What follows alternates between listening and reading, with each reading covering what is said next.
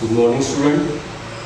I am Dr. Raut, GS College of Commerce, Varda, and I will teach you BCom 5th Sem Financial Accounting. This is our second lecture. In first lecture, we have discussed detail regarding the syllabus and question paper pattern. After that, we will start the actual syllabus as per the sequence given by RTM Nagpur University, Nagpur. So, first chapter is amalgamation. In this chapter, first we have to discuss the theoretical part, and after completion of theoretical part, we will go through the numericals, that is the problem. So for solving the problem, it is necessary to clear our concept regarding that particular topic. That's why we have to discuss first chapter, amalgamation. So here, what is amalgamation? What is meant by amalgamation? Amalgamation is the combination of two companies or more than two companies. It is the combination of two companies or more than two companies. So it is called as amalgamation. For example, here A company and B company, two companies are amalgamated and form a new company which is called as C Company Limited. Here A company and B company is amalgamated and form a new company which is called as C Company Limited. So, amalgamation done between two or more companies engaged in the same field.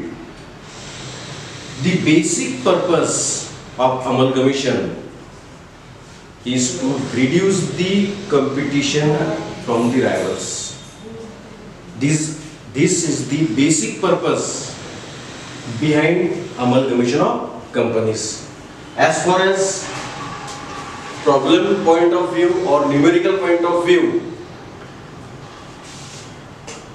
जो भी सम इसमें पूछे जाते हैं, तो हमको ए company के इसमें जर्नल एंट्रीज, बी कंपनी के इसमें जर्नल एंट्रीज और नई कंपनी जो फॉर्म हुई है सी कंपनी के इसमें जर्नल एंट्रीज, ये तीनों भी जर्नल एंट्रीज पूछी जा सकते हैं.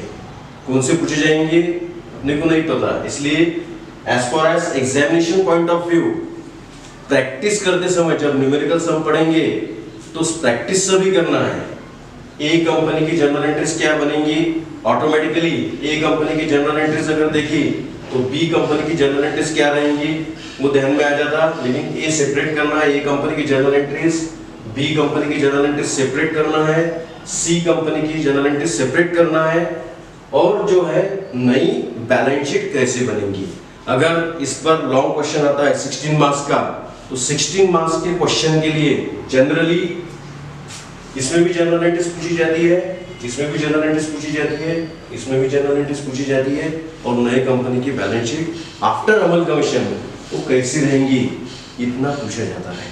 तो अमलगमेशन में सिर्फ इतना ध्यान में रखना है, amalgamation is nothing but the combination of two big companies and to form a new company. Here in this example, A and B companies are amalgamated and form a new company which is called as C Company Limited. So, what is the needs of amalgamation? Or we can say that why amalgamation?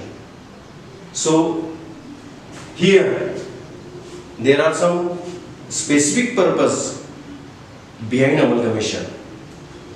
So we can discuss why amalgamate. Why companies are amalgamated? So here first one is to acquire cash resources. There are some shortage of cash as a individual. Suppose a company अकेली market में खड़ी है तो इसके पास उतने cash resources नहीं होंगे, इतने रिसोर्सेस नहीं होंगे जितने उनको चाहिए।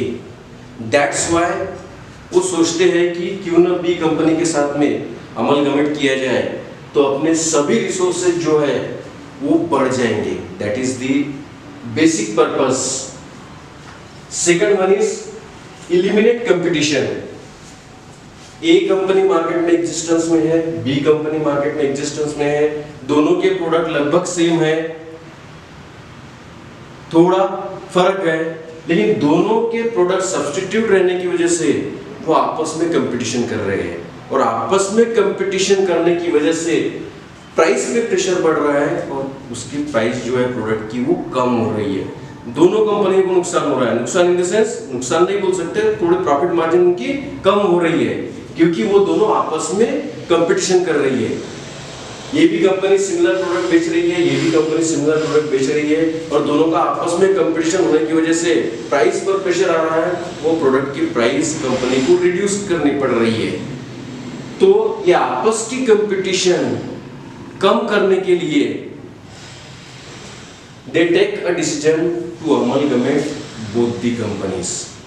That's why it is called as eliminate competition. Competition को खत्म करना है। अब ये दोनों कंपनी एक हो गई तो प्राइस का प्रेशर रहेगा नहीं।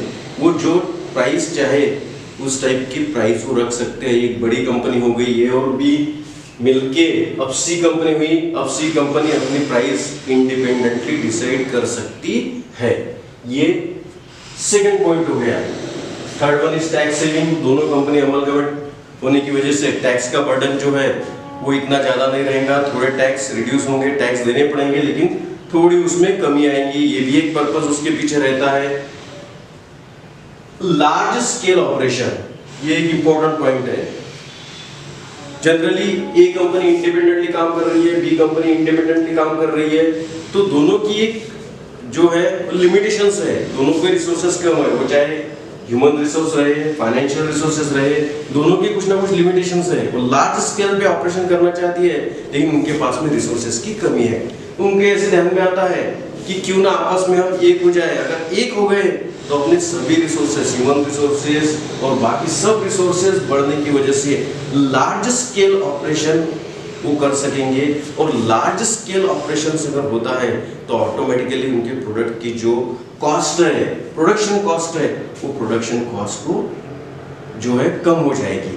तो ये भी एक रीजन है। यानी लार्ज स्केल ऑपरेशन अमलगमेशन के पीछे जो है वो एक पर्पस रहता है कि लार्ज स्केल ऑपरेशन करना है, करके अमलगमेंट करना है कंपनी। उसके बाद में इंक्रीज शेयर होल्डर्स वैल्यू। अगर ए और बी ऐसी दो बड़ी कंपनियां मिलकर अगर एक कंपनी बनती है तो नेचुरली मार्केट में उनके शेयर्स की वैल्यू जो है वो बढ़ जाएगी। ये भी एक रीजन उसके पीछे है, अमलगमेंट होने के पीछे, टू रिड्यूस द रिस्क। यहाँ पे इंडिपेंडेंटली ए कंपनी और बी कंपनी मार्केट में कंपटीशन करती है या जो भी डिसीजन लेती है उसमें रिस्क ज्यादा रहती है। दोनों कंपनियां एक हो गई तो इनके पास में जो टेक्नीशियंस है या अदर जो थिंक टैंक पर्सन है तो वो अपने अपने हिसाब से सोचेंगे और कंपनी को एक अच्छा सजेशन देंगे जिससे जो है वो कंपनी की जो रिस्क है वो रिस्क कम हो जाएंगी क्योंकि इनके पास दोनों के एक्सपर्ट एक हो जाएंगे और दोनों के एक्सपर्ट की राय जो है वो मार्केट से रिस्क को कम कर देगी। ये भी एक पर्पस है अमलगमेशन के पीछे का। और उतना ही ज्यादा इंपॉर्टेंट नेक्स्ट पॉइंट है 7, innovation. Something should be new, जो आज के डेट में आवश्यकता है। अगर दोनों कंपनियां एक हो गई तो टेक्नोलॉजिकली दे बिकेम स्ट्रॉन्ग। ए और बी कंपनी अब एक हो गई है, सी कंपनी बन गई है, तो सी कंपनी टेक्नोलॉजिकली स्ट्रॉन्ग है, फाइनेंशियली स्ट्रॉन्ग है, तो नए नए इनोवेशन या उनका रिसर्च एंड डेवलपमेंट डिपार्टमेंट जो है वो बहुत स्ट्रॉन्ग होने की वजह से वो रिसर्च एंड डेवलपमेंट में बहुत आगे तक जा सकती है कि नई टेक्नोलॉजी इसमें कौन सी अडॉप्ट करना, और जितनी नई टेक्नोलॉजी, जितने ज़्यादा इनोवेशंस होंगे उतनी कंपनी मार्केट में ज़्यादा टिक पाएगी या ज़्यादा आगे जा पाएगी। यानी इनोवेशन आज के डेट में जो है वो बहुत इंपॉर्टेंट है। अगर इनोवेशंस नहीं करते हैं तो कंपनी आगे नहीं जा सकती, और इनोवेशन से तभी पॉसिबल है जब कंपनी के पास में बहुत सारे रिसोर्सेस है, वो चाहे फाइनेंशियल रिसोर्सेस रहे, टेक्निकल रिसोर्सेस रहे। अगर इंडिपेंडेंटली ये कंपनी इंडिपेंडेंटली काम करती है, बी कंपनी इंडिपेंडेंटली काम करती है, तो इनके पास उतने ज़्यादा चांसेस नहीं होंगे, सबकी अपनी अपनी लिमिटेशंस है। लेकिन ये दोनों अगर एक हो जाते हैं तो वो ज़्यादा कॉन्सेंट्रेशन अपने रिसर्च एंड डेवलपमेंट डिपार्टमेंट में कर सकेंगे, जिसकी वजह से उनका प्रोडक्ट जो है वो मार्केट में एक अच्छे पोजीशन में रहेगा। इसलिए ये जरूरी है।